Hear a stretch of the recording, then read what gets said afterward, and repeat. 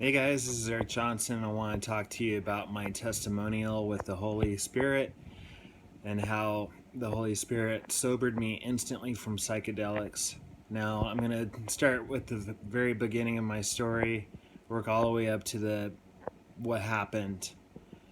So, I've always been prone to addiction. Ever since I was 8 years old, I wanted to escape reality. I I started to rock back and forth, kind of like an autistic child, because I think my parents were very strict, and I needed to escape and go into my own imagination and fantasy world. And so I became a rocker.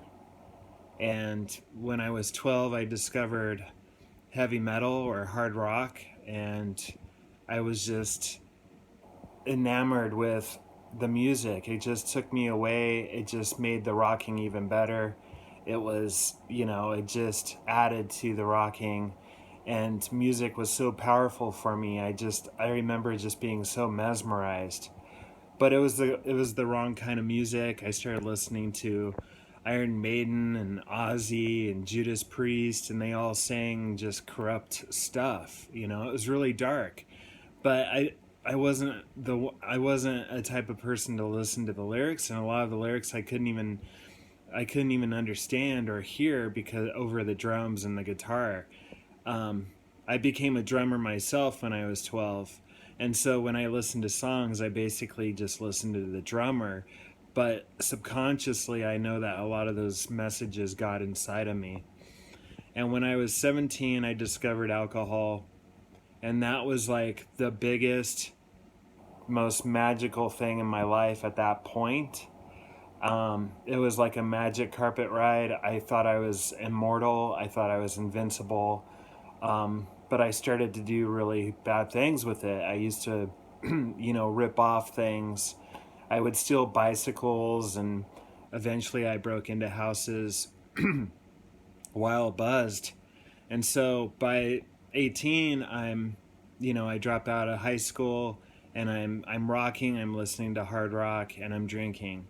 And then I started exploring LSD. All my punk friends were doing LSD in our small town, and the skateboarders, and I was playing hacky sack and pretending I was a hippie, and I lived in a van. My parents kicked me out, and so it became a strange world. And I think I was just trying to find love and acceptance, and I thought that the LSD would take me to a higher realm. But I didn't really know about Jesus, but I did have a friend that became a born again, and he went to a Christian school, and I went to a regular high school. Um, but he took me to a Carmen rock concert when I was 18. It was in the Tacoma Dome. This was like in 1989 or something. And I just remembered Carmen's name because I watched another Holy Spirit testimony last week, and someone mentioned Carmen, and I was like, that was it. That's the name of the guy who had a rock concert. And I remember I could feel a palpable energy in the stadium. There was a lot of the Holy Spirit was there. There was a big presence, but I was lost. I wasn't ready to accept Jesus yet. And so I just started, I just kept partying and partying, and I did a lot of LSD, trying to rewire my brain. I didn't want to be like my parents. I wanted to be insane. I wanted to be an artist. I wanted to explore the universe, but none of it really involved God. Fast forward a couple decades, I became a drunk. I was addicted to everything I can get my hands on. I was watching porn. I was basically a sex addict, and started doing really perverted things with myself while doing meth, and just went into a very dark world, very scary. And my whole house permeated with that dark energy because I started to date a girl that was an energy healer, and she believed in God. And I remember she came over to the house and she was kind of like taken aback just by the energy. And at that point, I had been sober for 2 years. Um, so it stained the walls of my house, so to speak. But let me back up a little. When I was 32, I was drinking so heavily that I had a heart attack. It was a mild heart attack. It was at a new job that I had. I was flipping burgers for a living, and my chest started getting really tight at work. I was hungover. I drank tequila the night before, almost a fifth, and I just turned white and had to go outside and lay down on the sidewalk. After I vomited and had diarrhea, I had to go lay down on the sidewalk. And all of a sudden, the waitress that was working that day was a born again. And she came over, she went outside, she ran to my aid, and she started praying over me. And at that point, I thought it was weird. I was like, okay, if that's what you need to do. Um, and I didn't really think much of it, but I really liked her, and she was fun to talk to, and she was a good Christian. She didn't turn me off, she didn't pressure me or anything, but I liked what she was saying. She was the waitress, I was the cook, and we used to talk, and she would never push me or anything, and she just led by example, and she was a very good woman. And she was in a marriage with a guy that he wasn't a believer, and he was smoking cigarettes, and he would get drunk, go on binges, and she stayed with him, and I didn't really understand why. But now I do. It's because she was basically leading by example, and one day he might turn around. And with God you have plenty of patience, you have empathy, compassion, and so forth.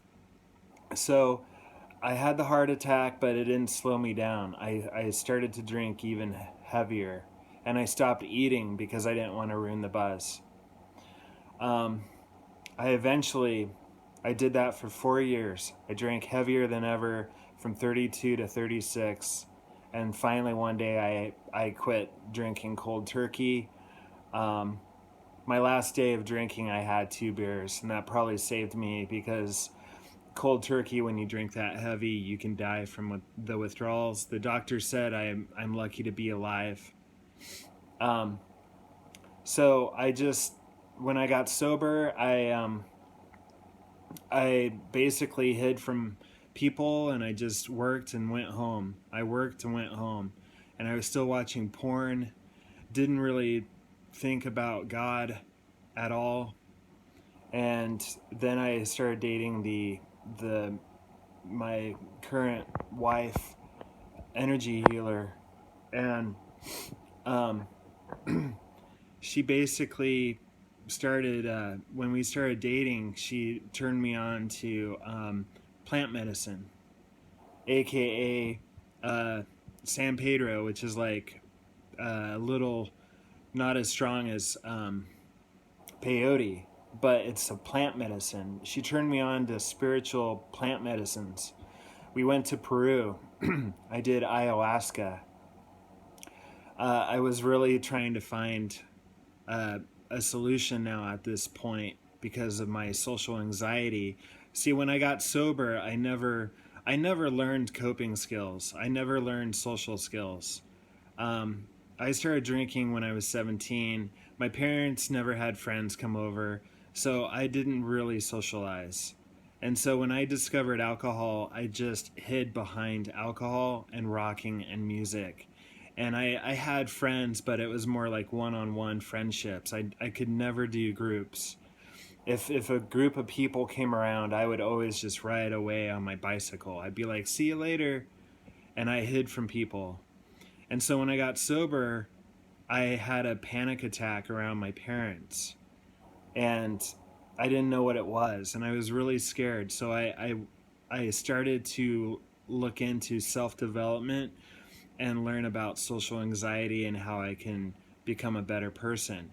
But nothing was really working um, until one day I was listening to I started listening to Brian Head Welch from Korn. He's a guitarist. he was the ex-guitarist of Korn at that point, and he released his first album, and there was a song on it called Love, and it's basically his voice, but he was basically singing like he was Jesus. And he said in one of his lyrics, stop running, come home to me. And that just dropped me. Stop your running, come home to me, spoken as Jesus. And all of a sudden I felt the Holy Spirit, and it filled my heart to the point where I was crying so hard. It wasn't bad tears. It was me feeling my heart being filled with the Holy Spirit. God will work in mysterious ways, and he'll work through music or whatever you like, and he can totally change you. And he did it through Brian's music at that point, because I looked up to rock and roll musicians. So the only way that worked for me for the Holy Spirit to come through was through that music. And I repented. I felt the Holy Spirit fill my heart, but then I repented at the same time. It was like a big purge. So I eventually did San Pedro, and we were doing, and basically like a plant ceremony. It was just my wife and I, and it became a bad trip. And we were both sitting on the bed, and we were both not talking to each other because we were going through some dark stuff, and we both didn't want to scare each other, so we didn't say that we were having a bad trip, but we both were having a bad trip. And I was getting really scared because any minute I was about to call 911 because I felt this panic come on. And I didn't want my landlord to know that the ambulance came because we were on drugs, because then he would evict us. And so I couldn't really do anything. Finally, to myself, I said, Jesus, please help us, or help me. And all of a sudden, I got sober. I was instantly sober, and I got filled with this utmost confidence that I was okay, that Jesus was there. I instantly got sober. And I was actually kind of giddy because I knew the bottom of my heart, I knew I was safe. And I looked over at my wife and I said, Jesus is here. And at this point, she was crying. And she looked back at me and she was like, I know. And she ran to the front of the RV and started to gag. She was almost starting to vomit from the plant medicine. And I just sat on the bed and I was very calm, and I sent my love to her. I said, Jesus, help her. Thank you for helping me. And it was this, he filled me with this love that I've never felt before. And I knew he was there for me. And it was the best thing that no drug could ever duplicate the love of God.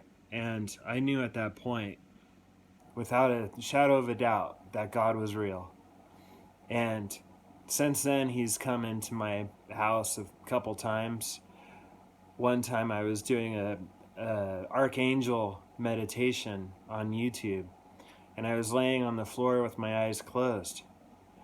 And when the speaker of the video called in one of the archangels, maybe Michael or Raphael or Gabriel, I smelled this really rich cologne wafting through past my nose on the floor. You know how sometimes smells and the cold can float along the floor.